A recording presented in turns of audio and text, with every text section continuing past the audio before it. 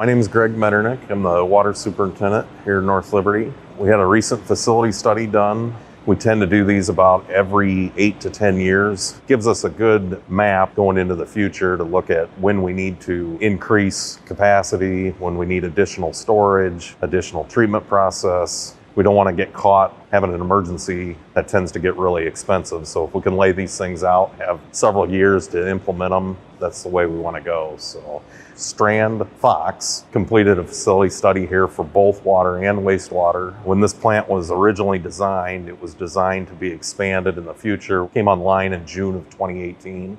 So we're here starting the 8th year and looking at what design changes need to be made. And raw water is always an issue in every treatment process. You may have the equipment to treat the water, but if you can't get enough of the raw source there to treat, it creates some problems in the future. So we have two sources here in North Liberty. We use the Jordan Aquifer and the Solarian Aquifer. The Jordan is a very abundant amount, really good quality raw water source. It's used clear across the state. It is being depleted. Our static water levels come down every year, and that's monitored very closely. We are limited in the amount of water we can withdraw from the Jordan, and we are also limited on the peak day demand that we can pull out of each individual well. We have some large wells, 350 horsepower wells. Let's say the demand out of one of those wells for the system is 1,000 gallons a minute. If we pull 1,000 gallons a minute out of one well, our drawdown is going to be much lower than if we split that, take 500 out of two Jordan wells. Then our pumping drawdown will have less of an impact on the aquifer.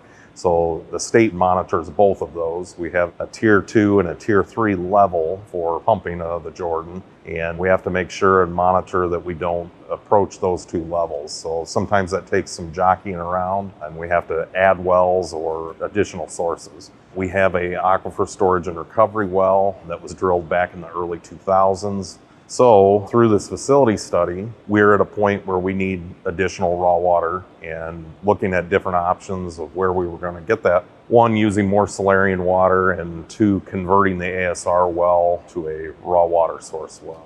We get a lot more water volume out of the Jordan than we do out of the Solarians. So when we looked at this, we went strictly with Solarian water. We would need an additional, I believe it was like 12 wells to get us the capacity that we needed. We would have to have 12 separate locations, all of the infrastructure, the piping to get that raw water back here to the treatment plant. We'd have to have the electric, the buildings, everything that goes into each one of those sites. They would have to be located in several different areas. You can't drill them right next to each other because they will impact each other as you're pulling water out. So that was a very expensive option. Looking at converting the ASR to a raw source, one could be done with relatively little impact. We really just need a raw water line from that ASR well back here to this facility. And in doing that, because of the volume of water we get out of the Jordan, we're able to go from about 12 Solarian wells to converting the ASR to a raw source and adding 2 additional wells. So potential large savings, not only financially, but also the impact that will have on the aquifer. Also within the facility study, we'll be looking at some additional finished water storage. There'll be another water tower added several years down the road. And then behind us here, each one of these trains has additional capacity or spaces where we can build out. So these 3 trains that we have will have the full build out on those 3. A 4th one will be added, and that should get us up to a population of about 38,000 before we would need any additional expansion done here. That still gives us some build out. We'll have room and capacity for another train. When this facility is completely built, it should get us to a population of about a little over 48,000.